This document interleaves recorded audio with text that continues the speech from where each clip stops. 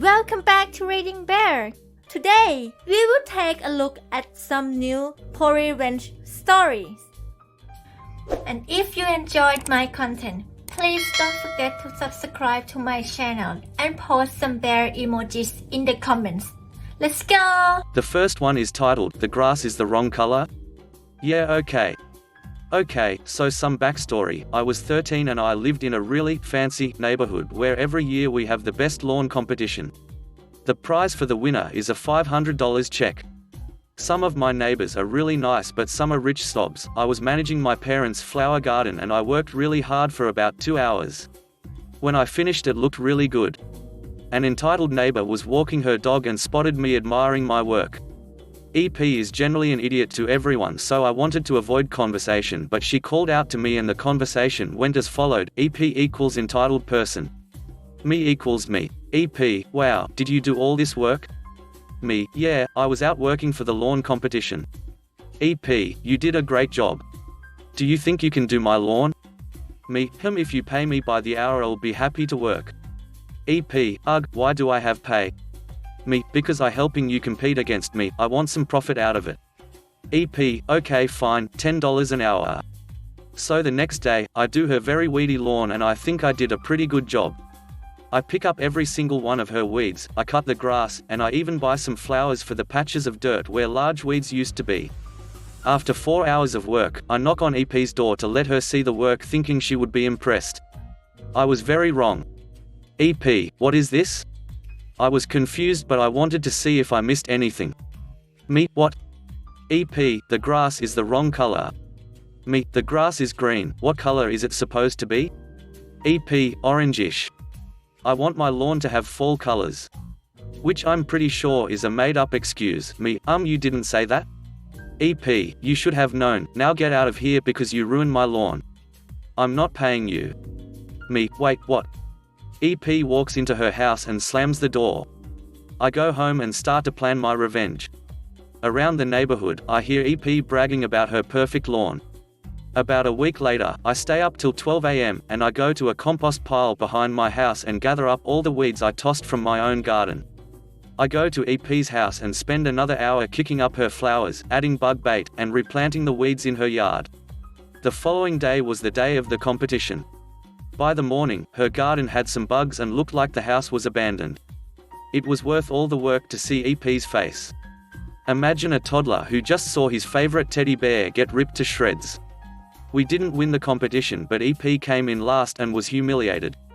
EP knew it was me and tried to get me in trouble but I asked her if she had proof. I also told the whole neighborhood about the situation so the other neighbors began to dislike her. EP never spoke to me again and eventually moved away, maybe because of the humiliation. Trust me, rich people care about lawns very much. The next one is titled, "Throw a party for one instead of dog sitting my dogs?" I'll show you what happens. This didn't happen to me, it happened to my sister. My sister moved up to South Carolina from Florida about a year ago, but she still visits us periodically. We're a big and close family. Shortly after Thanksgiving, she flew down with her husband and son for one such visit. She has 3 geriatric dogs, so she got a house dog sitter. MS, my sister, went through the basics of how they can only be fed at certain times. They get let out at certain times. They need to be in their crates from X hour to Z hour. Most importantly, they don't get treats. They get vitamins in place of treats, but those vitamins have to be given only twice a day. No people food. Very strict diets. They're all happy and healthy, but only because MS is so strict with their regime. The lady MS hired to watch her dogs had stellar reviews on the site she was found through. She's a stay-at-home mum who does this as a side thing for extra cash. MS left for Florida for a week. The first 5 days, everything is going well.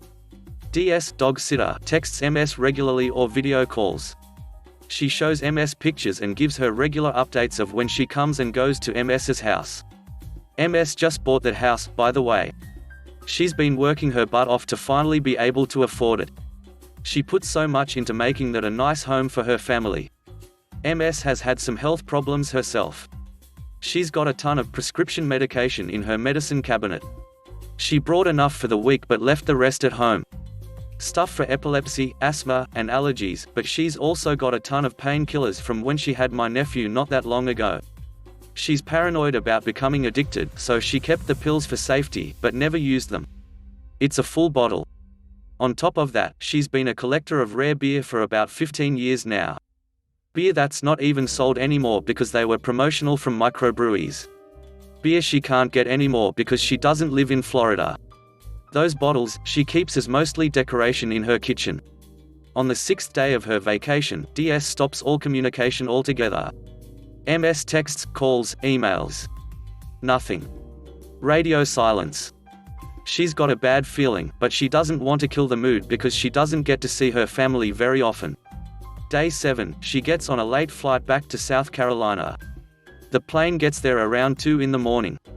They drive an hour to their rural town. They get home. The front door is wide open. The lawn looks like someone in a truck, which DS happened to drive, just tried to go drifting over grass and a tree before vacating the premises super quick. MS goes to handle my nephew who is groggy and screaming. It's been a rough day. She's thinking the worst, that someone robbed the house while this poor lady was there. MS's husband, Bill, goes inside to survey the damages.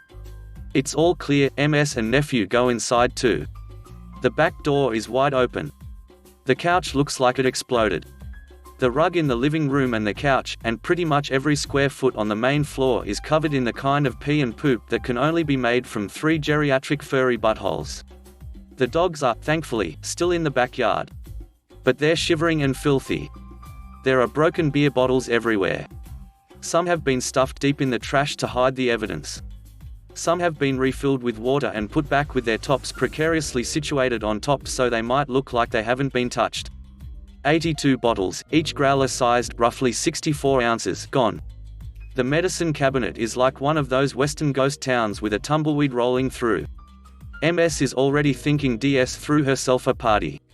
No way in hell could someone 5 feet 6 inches, 170 pounds, drink that much beer and take that many pills and not be dead.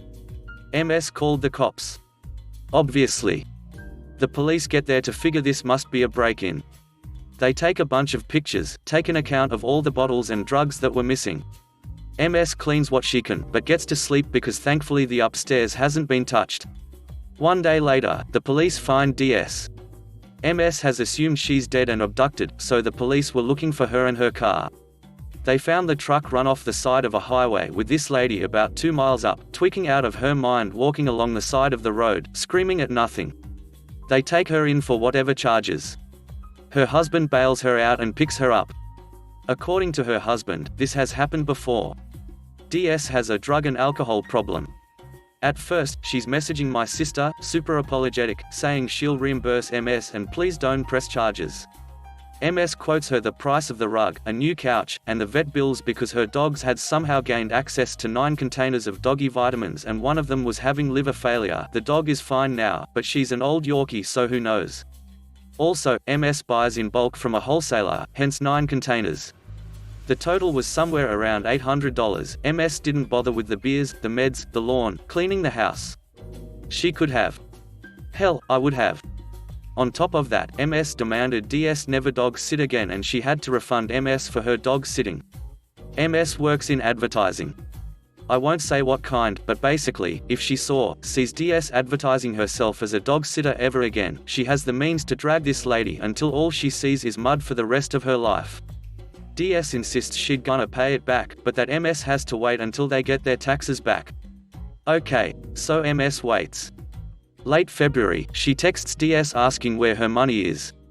DS immediately starts saying how she didn't do anything wrong, MS is a bad dog owner and her dogs are miserable, none of the stuff MS says DS did was actually done. MS has all the old texts of DS admitting to all of it too? This goes on for a while. Eventually, DS starts saying how, as a courtesy, she has a friend who owns a furniture store. She will give MS a credit of $200 for a new couch. And she has an old rug she doesn't want anymore that MS can have. What? She paid MS about $500 and insists she'll get the coupon to MS soon. March goes by. Nothing. Around March 20th, MS marches her happy butt to the small claims court and files. Then she snaps pictures of everything. Then she sends DS the message. As a courtesy, I'm letting you know that I just filed this at the small claims court. Then the fun starts. This lady goes off on Ms. She says she's going to sue for slander and undue distress and harassment and blah blah blah blah blah. MS saves all of it, including the fun bits where DS threatens her family and calls her the C word 20 dozen times. Fast forward another month. Things move fast in a small town. This lady shows up looking like she just got run through by a garbage disposal truck. She gives the judge her sob story, talking about how she did nothing but give MS and her animals the best care, that MS is making all this up. Yeah. MS has the old gangster of a cop with her. She's got pictures of all the damage, the vet bills, the bottles, proof that she was out of town, police reports of both the break-in as well as DS's DUI the following day. DS tries to spin it with that one law about how you can't serve alcohol to a known alcoholic. That obviously gets thrown right the F out. DS then tries to appeal to judge and MS's sense of humanity. She tells them how her husband just left her and is suing her for full custody, good, and that if she can't dog sit, how is she supposed to support herself or ever get her kids back, tough cookies. The judge takes my sister's side, for obvious reasons. DS is homeless now, living with her parents. She can't see her kids, who by the way, don't want to see her. Apparently, she was a drunk who ran her hubby's credit all the way down, she was abusive to her kids, and because of her heavy alcohol abuse, one of her kids has fetal alcohol syndrome. DS has 60 days to pay the remaining $300 or she faces jail time. Her husband filed for divorce already. Oh, and she lost her license thanks to that DUI. As a former addict myself and someone who's been through a DUI, I want to sympathize. That's a lot of stuff to go through. MS gave her chance after chance, but at some point, you have to take responsibility for your actions. It really seems like this lady has just been using her husband as a crutch while she tries to get better, only to backslide hard. It's rough, I know. I hope she gets the help she needs. MS's dogs are doing well. She got a replacement couch on Amazon for $75 and a nice fluffy rug for even less. DS eventually coughed up that coupon. It didn't even work. It was for something like 20% off with a purchase of $500 or more, so no thanks. The last one is titled, Steal My Toiletries?